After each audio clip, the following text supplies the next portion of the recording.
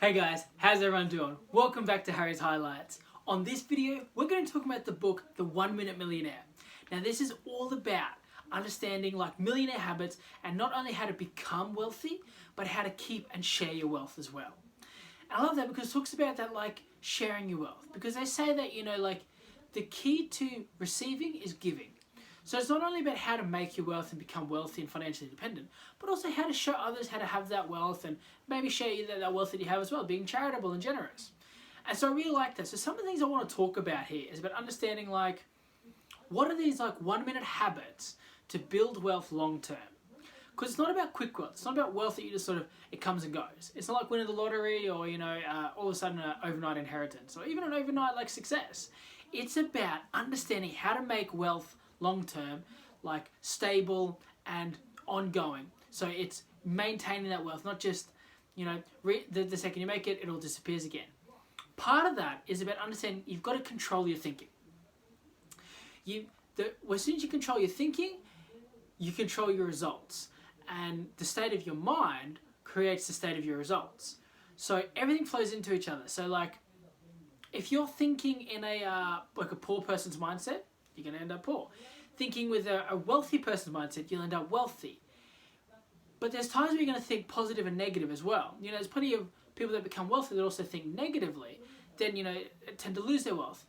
So you have to control your thoughts to not only create wealth, but to maintain it.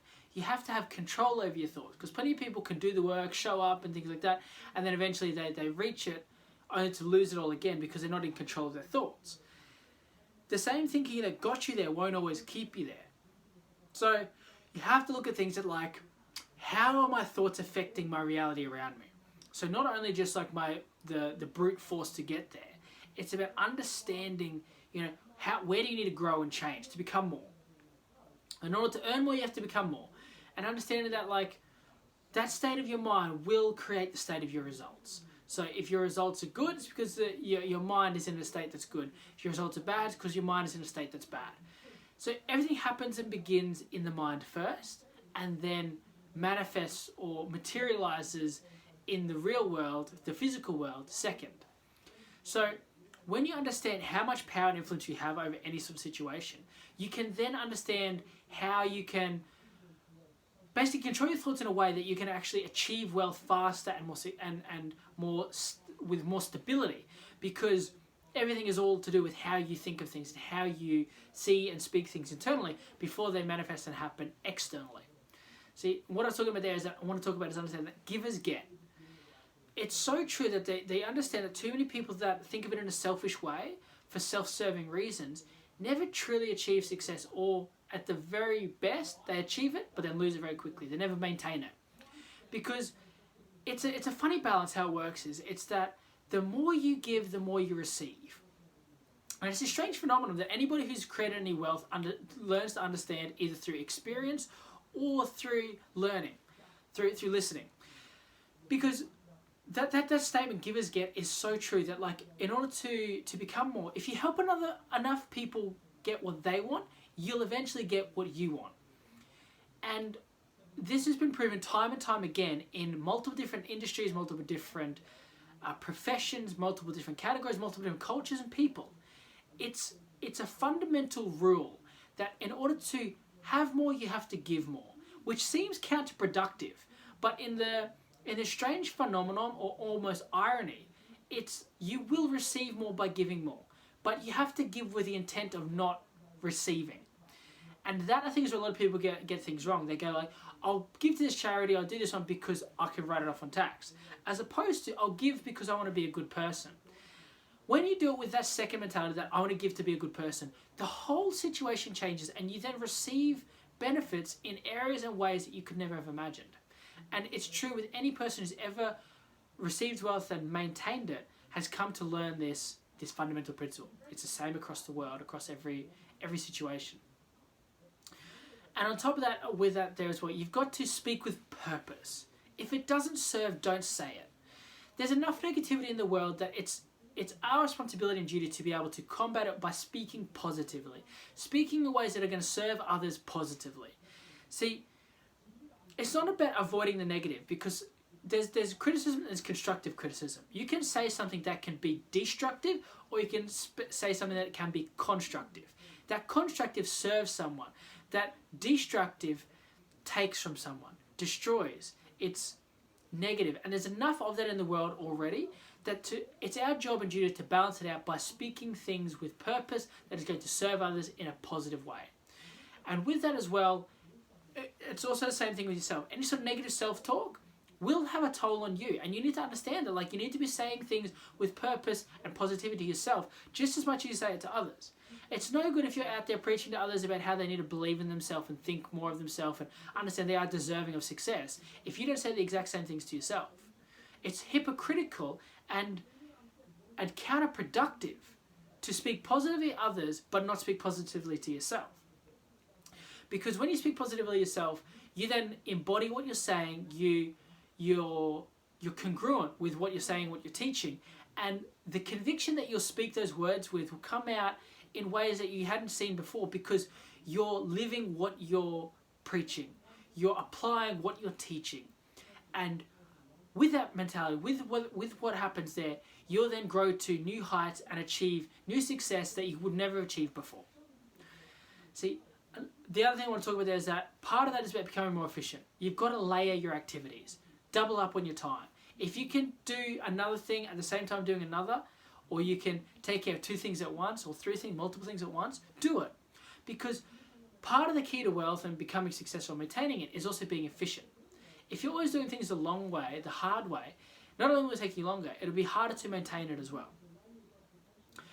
And understanding that, like, part of that layering of those activities is understanding that there's more, and doing things more efficiently, is that it's a very slow way to wealth to rely on your own knowledge, environment, money, and resources. It's important to understand how you can utilize and leverage others. And I say leverage in a very positive way. It's not a manipulative way. It's about, I scratch your back in hopes you'll scratch mine. That mentality of giving, again, it's a leverage of giving. It's like maximizing each other's strengths. Hey, here's all my strengths. Here's your strengths. You fill in the gaps in all my weaknesses, and I fill in all the gaps in your weaknesses. Let's leverage each other to achieve more. See, and part of that is understanding you need to acquire certain things. One of them is that they say in the 1 minute millionaire habits is you need to acquire a mentor. You need to have someone who has basically been there and done it, walked the path, already have the experience under their belt that they can share with you. Because that's how you layer the activities. You're going to do the activities, but you're not going to be making all the mistakes that they did. That way you're going to compound your success and results, because things will start to move forward faster. With a mentor, they can basically teach you in hours what would take you days to learn by yourself. They'll be able to guide you in areas and save you unnecessary time, effort, money, resources that you would normally spend without them. So a mentor compounds your results and basically compounds your success, so that you can not only achieve success faster, you'll also be able to maintain it more with more stability, because when you make it as well, there'll also be mistakes that could possibly be made, and you won't be making those mistakes. The other thing is that acquire a team, because if they say that if you want to go somewhere fast, go by yourself. If you want to go somewhere far, you need to go with a team. Utilizing a team and delegating things will make things so much easier, more efficient, and all around more productive, because a problem shared is a problem halved. More hands make the work lighter. And following that mentality is how you not only create wealth quickly, but maintain it as well, because you've got everybody helping each other. That team mentality is why that solid pack animal mentality about all of us helping one another is the reason why people maintain their success. The other one is network. You've got to be able to build solid relationships quickly and maintain them solidly. You've got to really be understanding that it's about helping one another and utilizing each other's strengths. The last one is power. Use a proven system. It's far more powerful to use the wheel that's already been created than reinventing something that's already there. Utilize what's already there to be able to get further ahead faster, quicker, and then once you're there, then look at making improvements. In the meantime, do what works. If you spend extra time, money, resources, and effort on trying to recreate something to make it more efficient, your journey to success will often take a lot longer and sometimes be so arduous and difficult that it'll be so taxing you won't ever make it. So utilize power, utilize the things that are already working. So to quickly summarize, I talked about how the 1 Minute Millionaire is all about understanding habits that not only help you to become wealthy, but how to keep and share your wealth as well. It's about building wealth long term. It's about maintaining that wealth. And that part of that was about controlling your thoughts to eventually control your results. Because the state of your mind creates the state of your results. Understand that give is get. If you want to get more, you need to give more. Give with the intention of not receiving, and you will receive benefits beyond your belief, beyond your wildest dreams. You've got to speak with purpose. If it doesn't serve someone, don't say it. Always speak with the intent of positivity and growth and improving yourself and others. Layer activities, double up on your time. Be more efficient if you can combine multiple activities, you'll be able to do more with less. And I talked about that it's a slow way to wealth if you rely on your own resources, money, environment, and knowledge. So utilize certain things and acquire things like a mentor. Build yourself a team. Utilize networks. And leverage power. Systems that are already proven and working. Now we're going to be making a lot more of these videos for this training series to help you with your personal development goals.